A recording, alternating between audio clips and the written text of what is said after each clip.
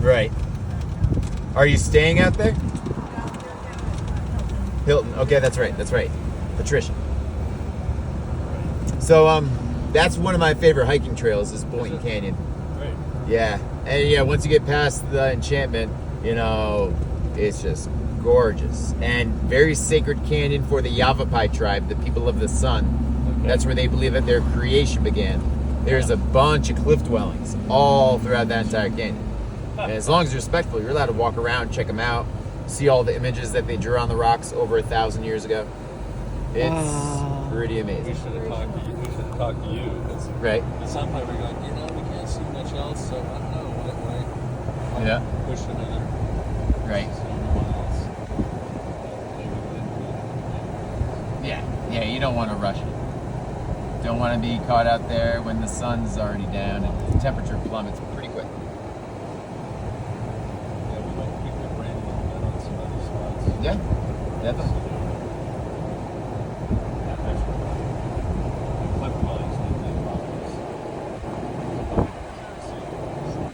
So where we go on our ancient ruins tour takes you out to Honanki, one of the largest cliff dwellings in the area. 70 ground rooms, evidence of countless other second story, third story rooms. It's pretty intense. All the images they drew on the rocks. And you could drive the minivan all the way out there. It's a really mellow dirt road. With a Jeep, it takes about 45 minutes to get out to Honanki. With a regular vehicle, if you're just kind of more taking your time, since it's not a company vehicle, I'd say maybe give yourself an hour. And it's open to the public from 9:30 till 3 o'clock every day. And yeah, it's like 3/4 of a mile walk around and, you know, very flat. And yeah, I mean, there's plaques there to tell you some of the information of, you know, what we believe could have happened, who they were. And then, yeah, you just see all those images on the rocks.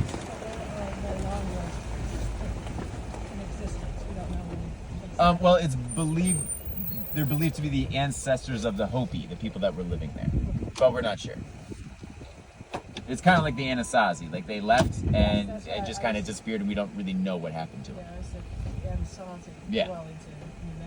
Yeah. They're just crazy. It's awesome.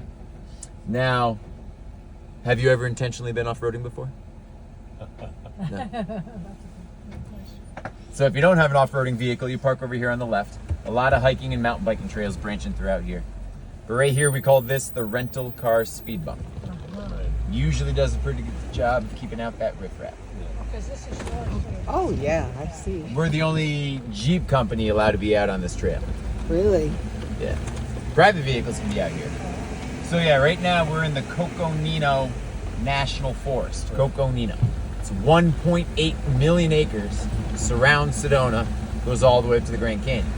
And it's all managed by the Department of Agriculture, National Forest Service, and they're all about the conservation of the land. So yeah, you have your own off-roading vehicle, or if you're renting one in town, you can come out here and use these forest roads at no charge. So part of our tax dollars go towards. You have a hunting permit, you're allowed to go hunting in certain sections. Same thing with cutting trees down for firewood or lumber. So the National Forest is our land to use as we need it at the time, recreationally, responsibly. And then that's going to differ from the national parks like the Grand Canyon. They're managed by the Department of the Interior, and they're all about the preservation of land. So they want to keep the land the way it is for all the future generations to be able to enjoy the same way. So that's why out there you're not allowed to do any off-roading, hunting, or logging trees. Understood. Yep. And there's a whole network of forest roads out here. You could be on a dirt road from Sedona down into Cottonwood, up to Jerome, out towards Perkinsville, Williams, pretty much to the Grand Canyon on dirt roads the entire time. Yeah. Yeah, I mean, so with our 4Runner that we got a few years ago, like the GPS that comes with it and everything like that, it has all the forest roads on it and whatnot. But if you're trying to be like using your cell phone as you're going out there, depending on where you are, you might not necessarily get cell reception.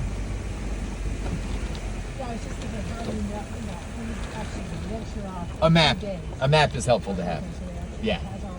Yeah. And if that first speed bump did not get the point across, yeah, this one usually does. So this Broken Arrow Trail, this is the most popular tour that we offer. It's the most adventurous one. You know, the only one we're actually crawling around on the solid red rock like this, hitting the angles that we'll be hitting. And it's the original tour that we offered when we started things up 63 years ago.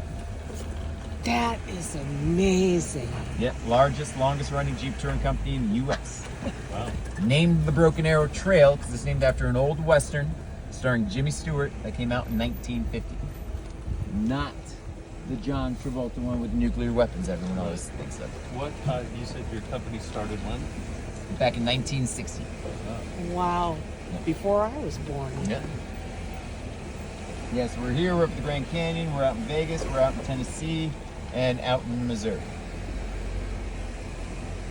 But a lot of Westerns were filmed out here back in the day. John Wayne movies, Elvis Presley movies. Yeah, a lot of Westerns. Part of the original 310 to Yuma.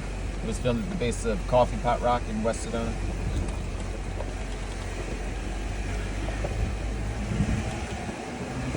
Now, with all the bouncing around, I would recommend that you just stay loose. Go with the bumps. The more you try to fight it, the more of a chance you're going to strain something. So just kind of rock with it. And don't hesitate to use those oh shit handles. And you're sitting across from each other, so you don't really have to worry about elbowing each other in the head. So that works out pretty well. The double is a foam bumper. Oh yeah. So just kind of went all apart.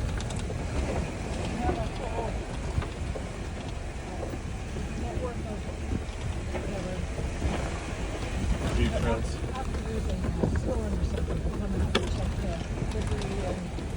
Well, yeah, so I mean, depending on the time of the year, so like in the wintertime, we'll have people doing trail checks in the early morning just to check to see if it's like too icy out there, what's happened, if it's too muddy. But it's part of our, like, if not, then it'll just be the first tour that goes out there that checks to see how things are looking. But it is part of our responsibility for having permits to take people out on these trails. So we have to help maintain the trails. So we have our own maintenance guys that they stay pretty busy, you know, patching parts of the trail up. They were out here this past weekend, kind of bringing some dirt into certain sections that got pretty eroded away.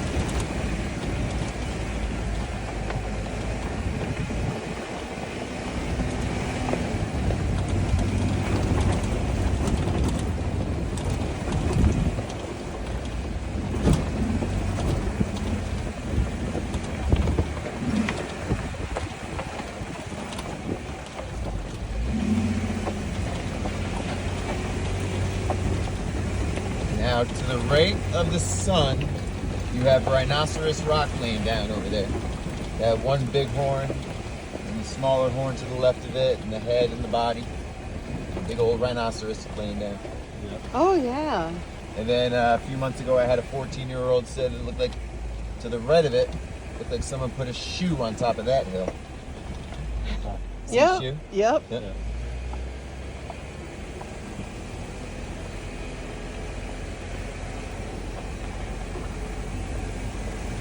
Now, do any of you know what these spiky bluish-greenish plants are throughout the area? Yep, that's the agave. It's where we get agave nectar from. Help your alternative to sugar Yep. or tequila. For it to be called tequila, it has to be made of at least 51% blue agave, Really? which is a lot larger than the variety we have here. They're about the size of the Jeep. They're huge. And it has to be made in the tequila region of Mexico, like Champagne in France. If it doesn't meet that criteria, it's mezcal. That one tends to be a little smoky. Kind of reminds me of an old Band-Aid. That's the one that usually has the worm in the bottom. Right. I know about the worm. Have you had the worm? Oh, no. I No, just no. drank the tequila. I've heard that worm messes you up. That's why I didn't do it. Yeah, yeah. We had a mezcal margarita at El Rincon? Yeah. How was it? That's good. Yeah. What'd you get for food at El Rincon? Yeah. Steak taco. Steak tacos. You didn't want to try the, have you ever had the Navajo tacos before? No. Yeah, the fry bread. with all the taco Well, fixing. he said it was a pizza. Yeah, well, I mean, they call it like Well, it's a flatbread that they kind of like toast in the oven, but it is so delicious. Is it If really? It's If it would amazing. have been described like that, Yeah. I think we would have tried it. Oh, it's amazing. Yeah, in this area, yeah. Unless you go down to the res, depending on whatever day it is. There's a guy that's making it out there, and our buddy lets us know when Let me that's grab happening. that real Yeah, quick. definitely. Yeah, so those agave plants, they live to be 25 to 30 years old, and the very end of its life is the only time it's going to flower. And the plant uses all the sugar inside of it that we use for the alcohol and the nectar to shoot up a stalk. And it'll grow 15, 20 feet tall. It grows as fast as 5 to 8 inches a day. What? Just shoots right up, branches out, flowers for about a month, and then the whole plant dries up and dies. Wow. Yep. Yeah, so tons of Yeah. Yeah. Oh, really? For the nectar or for alcohol? Yep. Yep. That used to be able to do all the grapes, but now. Yeah. But I mean, grapes love to be stressed out. They love hot, dry summers, cold, wet winters. A lot of what we've been having, so we're 20 miles from Sedona and Napa, Right. and it's just the fires. The fires, come the smoke. through, Yeah. so pain. Yeah.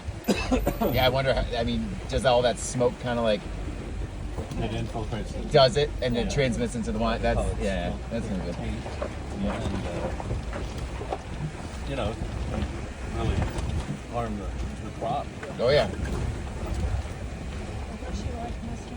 Right, exactly. Yeah, it's just.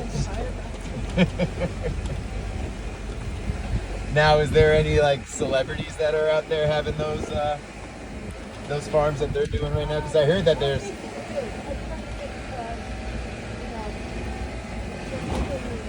Yeah. Yeah. They sold it. I heard they sold it recently for like a crazy amount. Yeah. Like $600 million. And it's not that old a company. Yeah. Yep. Right.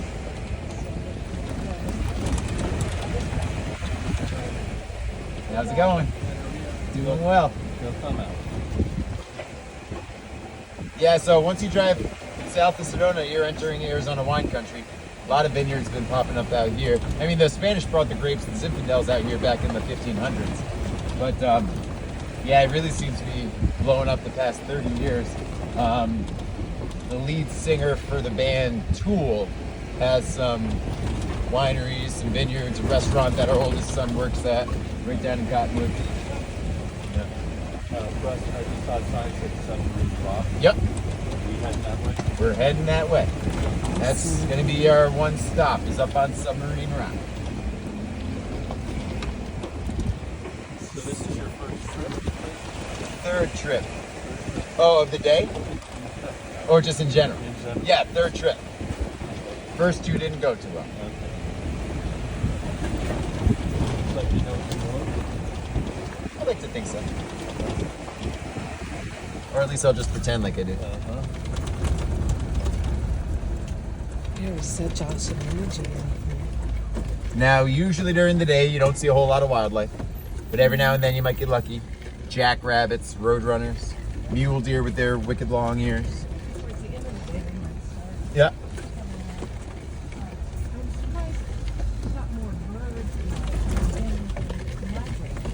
Well, so we actually just got some birds that moved back down here. In the wintertime, the bluebirds come down here. Summertime, it's too hot for them, so they're up on top of the plateau. Yeah, they say that if you're gonna flip the vehicle, that this is the most common place for it to happen. Yeah. I got you. So just to be prepared. That's right. Yeah, keep everything in the vehicle. Be surprised how many people try to like brace for impact and just snap their arms. Well, I could see this would not be a thing to do when it's wet. You actually get more traction on the rock when it rains. Really? It washes off all the fine dust, which is what you slip on. I see. Now, after a while, if it stops raining and you keep driving on it, then all the mud that you keep tracking on it, then it becomes slick. Nice. Oh, look at that guy. He's up there doing his, got his dirt bike up there. Oh, is he? Yeah, right here. To our left. Oh, mountain biking, yeah. Yeah. Yeah. So, Submarine Rock. We'll get out here, we'll walk around, we'll take some photos. We're not allowed to get up on top of the bump over there. It's a bit of a steep climb up, steep drop off. When you're walking around, just be careful where you're walking. You get a lot of traction on the sandstone rock, but it's a little uneven. So if you would like to take a photo, I would suggest that maybe you stop walking and then you take a photo. That's how most of the injuries happen. Yeah, feel